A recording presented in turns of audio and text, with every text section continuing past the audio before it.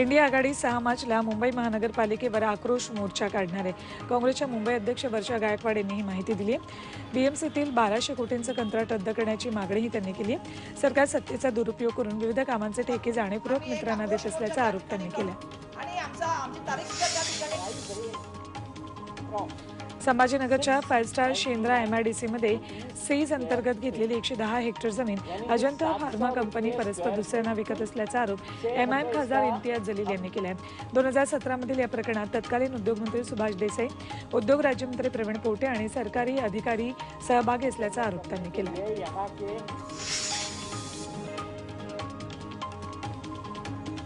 भाजपची लोकसभा निवडणुकीसाठी 195 उमेदवारांची यादी जाहीर झाली। मात्र भाजपच्या पहिल्या यादीत महाराष्ट्रातल्या एकाही उमेदवाराचं नाव नाहीये। पंतप्रधान नरेंद्र मोदी वाराणसीतून पुन्हा निवडणूक लढणार आहेत। अमित शहा गांधीनगरमधून लढणार आहेत, तर लोकसभा अध्यक्ष ओमप्रकाश बिर्ला ही कोटामधून निवडणूक लढवणार आहेत। भारतीय जनता पार्टी के भाजपनं नवी दिल्लीतून बासुरी स्वराज यांना उमेदवारी दिली। बासुरी या भाजपच्या दिवंगत नेत्या सुषमा स्वराज यांची मुलगी। उमेदवारी जाहीर झाल्यानंतर दिल्लीत बासुरी स्वराज यांच्या कार्यकर्त्यांनी सेलिब्रेशन केलं। बासुरी यांनी इंग्रजी साहित्यामध्ये पदवी मिळवली, तर लंडनमधल्या विद्यापीठातून कायद्याची पदवीही घेतली। गौतम गंभीर पाठोपाठ जयंत सिन्हा यांनीही निवडणूक लढवू इच्छित नसल्याचं भाजपला कळवलंय। मोदी सरकारच्या पहिल्या टर्ममध्ये अर्थ राज्यमंत्री म्हणून जयंत सिन्हा यांनी काम पाहिलं होतं। गेल्या 2 टर्मपासून झारखंडमधील हजारीबागचे ते खासदार आहेत। या पुढच्या काळात पर्यावरण बदलांविरोधातील लढाईवर लक्ष केंद्रित करायची त्यांची इच्छा आहे। बिहारचे मुख्यमंत्री नितीश कुमार यांनी पंतप्रधान नरेंद्र मोदींना एक वचन दिले। आता आपण तुम्हाला सोडून इथे तिथे जाणार नाही, असं भर कार्यक्रमात नितीश कुमार मोदींना म्हणाले। यावर मोदींनी हसत नितीश कुमार यांना दाद दिली। बिहारमध्ये विविध विकास कामांच्या उद्घाटन आणि भूमिपूजन कार्यक्रमासाठी मोदी बिहारमध्ये आले होते। यानंतर बातमी राज्यातून। मनोज जरांगे आजपासून सगळे सोयऱ्यांच्या आरक्षणासाठी पुन्हा मैदानात उतरलेत।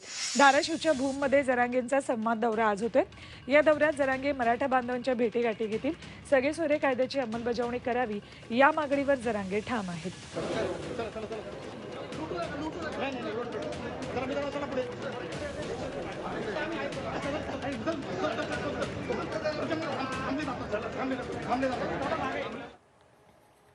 पुन्हा बातम्या बघूयात झटपट। मराठा समाजाकडून सुप्रीम कोर्ट आणि हायकोर्टात कॅव्हेट दाखल करण्यात आले। राज्य सरकारनं मराठा समाजाला दिलेल्या आरक्षणाला आव्हान देणारी याचिका कोर्टात दाखल झाली आहे। त्यावर कोणतीही सुनावणी किंवा निर्णय घेण्याआधी जरांगेंचं म्हणणं ऐकून घ्यावं यासाठी बीडच्या गंगाधर काळकुटे यांनी कॅव्हेट दाखल केलंय। अहमदनगरमध्ये मराठा क्रांती मोर्चा आणि सकल मराठा समाजाची जरांगे समर्थनार्थ बैठक झाली। सरकार वेगवेगळ्या माध्यमातून जरांगेंना अडचणीत आणण्याचा प्रयत्न करते, यासाठी आपण जरांगेंच्या पाठीशी राहावं आणि मराठा समाजातून त्यांना पाठिंबा वाढवावा यासाठी ही बैठक घेतली।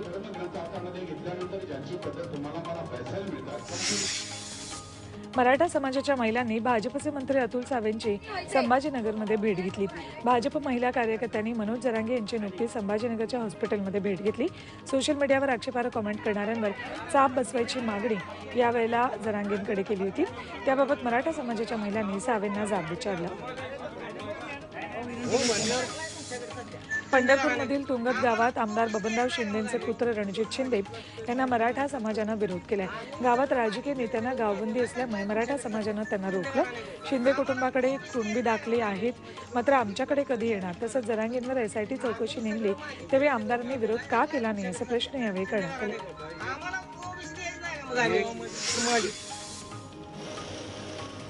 मध्य रेल्वे आणि हार्बर रेल्वे मार्गावर आज देखभाल दुरुस्तीसाठी मेगा ब्लॉक घेतलाय। मध्य रेल्वेच्या CSMT ते विद्याविहार आणि हार्बर मार्गावर मानखुर्द ते नेरुळपर्यंत मेगा ब्लॉक घेण्यात येतोय। सकाळी 11 ते दुपारी 4 वाजून 15 मिनिटांपर्यंत मेगा ब्लॉक असेल। आज विरार ते सुरत दरम्यानही विशेष ब्लॉक घेतलाय। मिशन रफ्तार प्रकल्पाअंतर्गत मुंबई सुरत वडोदरा दिल्ली आणि मुंबई वडोदरा अहमदाबाद या विभागांवर ताशी 160 किलोमीटर वेगानं रेल्वे गाड्या धावण्यावर लक्ष केंद्रित करण्यात आले। सकाळी 10:30 पर्यंत हा विशेष ब्लॉक घेण्यात येणार आहे। याचा परिणाम काही लोकल आणि रेल्वे गाड्यांवर होईल। डोंबिवली शिळफाटा रस्ता आज अवजड वाहनांसाठी बंद असेल। रात्री 11 वाजेपर्यंत इथली वाहतूक आज बंद असेल। कल्याण शिळफाटा रस्त्यावरील प्रीमियर मैदानात आज शासन आपल्या दारी कार्यक्रम होते, त्यामुळे वाहतूक विभागाने या रस्त्यावरची जड आणि अवजड वाहतूक बंद ठेवली।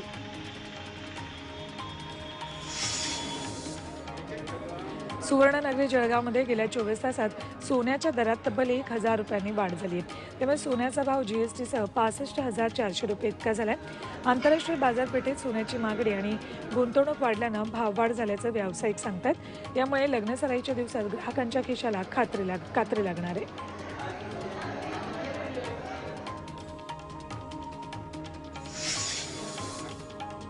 पुण्यात दिव्यांगांची युनिक कार्ड समाज कल्याण विभागानं कचऱ्यात फेकल्याची बातमी झी 24 तासनं दाखवली होती. त्यानंतर पुणे जिल्हा परिषदेला जाग आली. झडपीच्या समाज कल्याण विभागानं या संदर्भात चौकशी समिती तयार केली. तर या प्रकरणी तत्कालीन जिल्हा समाज कल्याण अधिकाऱ्यांवर कारवाईची मागणी करण्यात आली आहे. बातमी बुलढाण्यातून. शेगावच्या श्री संत गजानन महाराजांचा आज 146वा प्रकट दिन सोहळा पार पडतोय. या प्रकट दिन सोहळ्यासाठी राज्यभरातून लाखो भाविक शेगावी दाखल झालेत. यावेळी गजानन महाराजांच्या जयघोषानं मंदिर परिसर दुमदुमून गेलाय. मंदिराला आकर्षक रोषणाई करण्यात आली आहे. भाविक भजनी मंडळी दिंड्या शेगावात दाखल झाल्यात. लाखो भाविकांची व्यवस्था मंदिर प्रशासनाकडून करण्यात आली आहे. श्री संत गजानन महाराज शेगावात ज्या ठिकाणी प्रकट झाले होते तिथून आढावा घेतला आमचे प्रतिनिधी मयूर निकम यांनी. हे ते वडाचं झाड आहे, खूप जुनं झाड आहे. याच ठिकाणी या झाडाखालीच गजानन महाराज प्रकटले होते. हेच प्रगत स्थळ आहे. इथेचा मुंजेचा कार्यक्रम चालू होता पातूरकरांच्या इथंच. अच्छा, तो पातूरकरांचा वाडा आहे. तो पातूरकरांचा वाडा आहे. हा, तो समोरचा मुंजेचा कार्यक्रम चालू होता. जेवणाचा कार्यक्रम मग झाल्यानंतर इथं ते भाताच्या उष्ट्या पत्रवाड्या इथं आणून टाकल्या वडाच्या झाडाजवळ. तर गजानन महाराज लहान असताना ते भाताचे शेत वेचून खाऊन राहिले इथंच.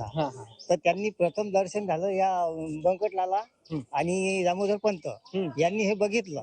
मग नंतर त्यांना महाराजांना घेऊन बंकटलालच्या वाड्यावर नेलं. अच्छा, बंकटलालांचं तिथे आहे ना? समोर बंकटलालांच्या घरी गेले ते. त्यांनी मग त्यांना जेवण दिलं, भोजन दिलं. संतनगरी शेगाव ही आज दुमदुमून गेलेली आहे. राज्यभरातून लाखो भक्तगण शेगावमध्ये दाखल झालेले आहेत गजाननाच्या चरणी लीन होण्यासाठी. आणि हीच ती जागा मी तुम्हाला दाखवतोय की ज्या ठिकाणी संत श्री गजानन महाराज पहिल्यांदाच प्रकट झाले होते. व्हिडिओ जर्नलिस्ट श्रीकांत सह मी मयूर निकम, झी मीडिया, शेगाव.